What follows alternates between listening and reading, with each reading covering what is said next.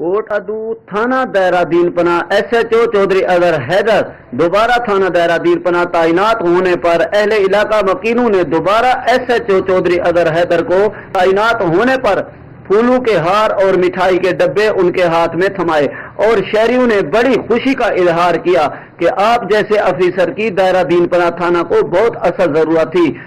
S H O Chaudhry Azhar Haider شہریوں کی محبت دیکھ کر بہت خوش ہوئے اور ان کو یہ پیغام دیا کہ آپ قانون کا ساتھ دیں، آپ جس وقت بھی مجھے کال کرو گے، دن ہو یا رات ہو، آندھی ہو یا طوفان ہو، سردی ہو یا گرمی ہو، انشاءاللہ میں آپ کی خدمت کرنے کو تیار بیٹھا ہوں۔